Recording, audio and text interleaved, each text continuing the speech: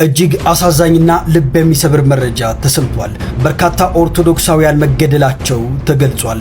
አብይ መጥቶ እኮ ደሃ የማይኖርባት ሀገር ነው ያረጋት።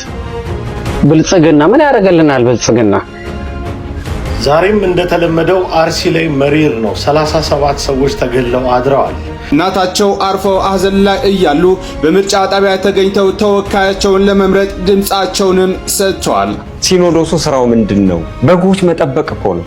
አንደኛ ሬሳ አስቀምጠው አስክሬን በቤት አስቀምጠው ለምርጫ የወጡት የቤተሰብ አባላትም አሉ። ሰላም ወደ ተከበራችሁና የተወደዳችሁ ቤተሰቦች እንደምንቆያችሁ፣ በዛሬው ቪዲዮ የምናየው ሁለት ዋና ነገሮችን ነው የምናየው። አንደኛና የመጀመሪያው ምርጫን በተመለከተ አንዳንድ ቪዲዮዎችን እናያለን። በምርጫ ወቅትም የታዘብናቸው ቪዲዮዎች አሉ፣ እርሱንም የምናይ ይሆናል። በሁለተኛ ደረጃ የምናየው በአርሲ ኦርቶዶክስ ተዋሕዶ ቤተክርስቲያን ላይ ጥቃት ተፈጽሟል። ይህንን በተመለከተ አንዳንድ ቪዲዮዎችን እናያለን። ስለዚህ ሁላችሁም እስከ መጨረሻው ድረስ ተከታተሉ። በመጀመሪያ የምናየው ባቡጁ ከመሞቱ በፊት ስለ ምርጫ የተናገረበት ቪዲዮ አለ፣ እርሱን አይተን እንመለሳለን። ወደ ቪዲዮ። አብይ መጥቶ እኮ ደሃ የማይኖርባት ሀገር ነው ያረጋት። ብልጽግና ምን ያረጋልናል? ብልጽግና ኢዜማ ምን ያረጋልናል? ሰዓት በላ ኢዜማ አለ እንዴ? ሰዓት በላ ብልጽግና አለ እንዴ? የእውነት ሚዲያዎች አጋጣሚ ቴሌቪዥን ስከፍት ስለ ምርጫ ምናምን ይወራል። ለ27 ዓመት ታክቶናል ይሄ ምርጫ የሚባል ነገር። ስፔሻሊ አዲስ አበባ ህዝብ ከ97 በኋላ ምርጫ ሰልችቶናል። እዚህ ጋር ህዋት የሚባል መጣና ጁንታ ብሎ አስወገዱት። በደንብ ቅረጹት። ጁንታ ምናምን ብሎ አስወገዱት። አሁን ደግሞ የመጣው ደግሞ ራሱ ጁንታ ማሊያ ቀይሮ ማለት ነው። እኛ የአዲስ አበባ ሰዎች የኢትዮጵያ ህዝብ ሰልችቶታል። እኛ በምርጫ አታሰልቹን። የኢትዮጵያ ህዝብ ስፔሻሊ አዲስ አበባ ህዝብ ማለት ብዙ የብሔር ብሔረሰቦች ህዝብ መኖሪያ ስለሆነ አታታክቱን። ምርጫ ተመራረጡ፣ ግን በቃ ተጉን። እኔና ጓደኞቼ ወይ ደግሞ እኔ በዙሪያ ያሉ ሰዎች ምናምን እንዳለ በዙሪያ ያሉ ሰዎች በጣም ሰልችቷቸዋል ይሄ ነገር። ምርጫ ቦርድ ምርጫ ተመርጦ ማንን ይመርጣል? እዚህ ጋር ብልጽግና አለ፣ እዚህ ጋር ኢዜማ አለ። እነማን ናቸው? ኢዜማ እነማን ናቸው? ብልጽግና እኛ የምናውቀው ነገር የለም። እኛ ኑሩ መኖር ነው የምፈልገው። እዚህ አትግደሉ። ቪዲዮ እንዳያችሁት ነው እንግዲህ ባቡጁ ከመሞቱ በፊት ነበር ይሄንን ቪዲዮ የተናገረው። በቀጣይ ደግሞ የምናየው አንዳንድ በምርጫ ቦታ ላይ የታዘብናቸው ቪዲዮዎች አሉ፣ እርሱን እናያለን። ወደ ቪዲዮ። ኦፊሻሊ በነገራችን ላይ በመንግስት ሚዲያ የተዘገቡ ናቸው እና ወጥተው የመረጡ ሰዎች በምን ሁኔታ ውስጥ ሆነው እንደመረጡና ማን እንደመረጠ ሲመርጥ እንደነበረ በጣም ታመው የነበሩ ሰዎች በምጥ ስሜት ውስጥ ሆነው በአምቡላንስ ምርጫ ጣቢያ የተገኙም አሉ። አንደኛ ሬሳ አስቀምጠው አስክሬን በቤት አስቀምጠው ለምርጫ የወጡት የቤተሰብ አባላትም አሉ።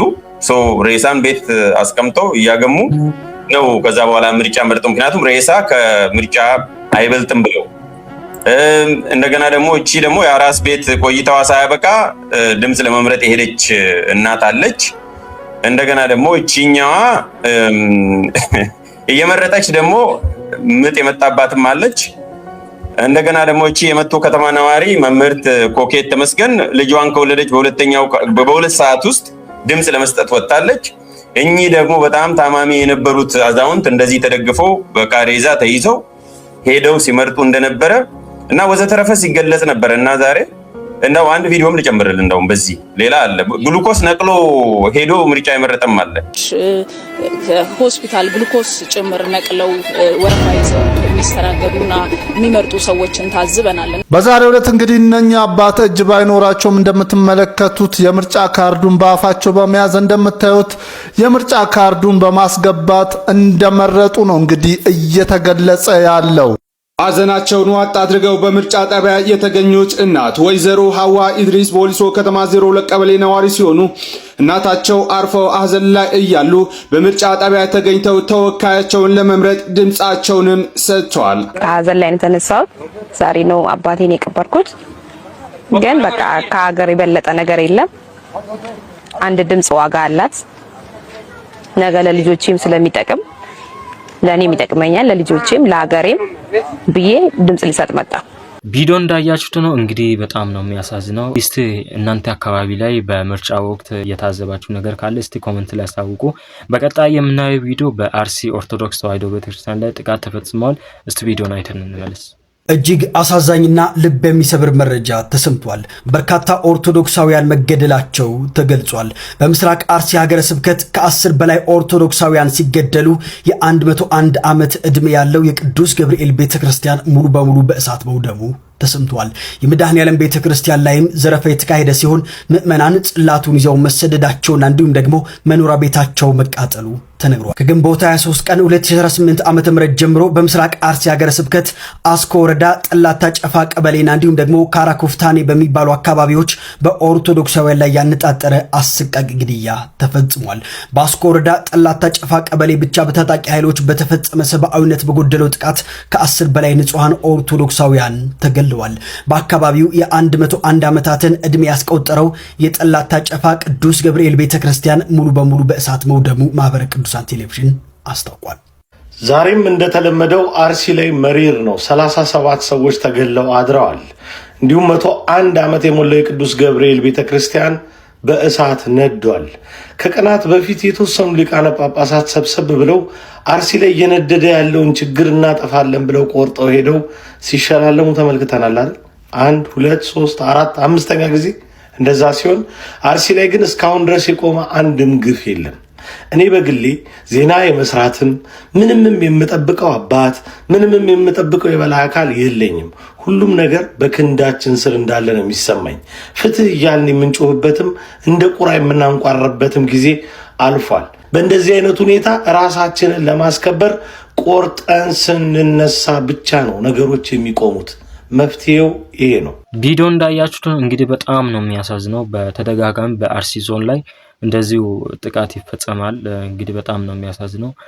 እስቲ ኮሜንት ላይ ፍትህ ለአርሲ ኦርቶዶክስ ተዋሕዶ ቤተክርስቲያን እያላችሁ ሁላችሁም ጻፉ። በቀጣይ የምናየው ቪዲዮ አንድ ወንድማችን ለቅዱስ ሲኖዶስ ያቀረበ ንግግር አለ። እስቲ አይተን እንመለሳለን። ሲኖዶሱ ስራው ምንድን ነው? በጎች መጠበቅ እኮ ነው። በጎቹ እየተነጠቁ በሰይፍ እየተመቱ መግለጫ ማውጣት ብቻ ነው እንዴ ስራው? አይደለም። ኃይለኛ ጉልበት፣ ኦርቶዶክሳዊ ኃይለኛ ጉልበት አለው። እሺ መንግስት ጀርባውን ሰጥቷል። እንዲህ አይነቱን ድምጽ ሊሰማ አይፈልግም።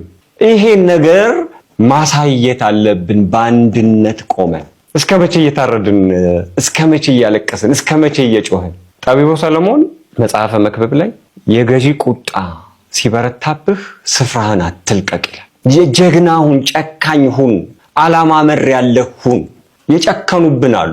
ስለዚህ ይሄንን የምናስቆመው በአንድነት ቆመን በየትኛውም አካባቢ የሚገኝ ኦርቶዶክሳዊ በአንድነት ቆሞ ኃይለኛ ድምጽ ማሰማት ሲጀምር ነው። በተናጠል አይደለም። አንተ ተናገርክ፣ እኔ ተናገርኩኝ፣ የሆኑ መምህራን ተናገሩ፣ የሆኑ አርቲስቶች ተናገሩ፣ እሱ አይደለም።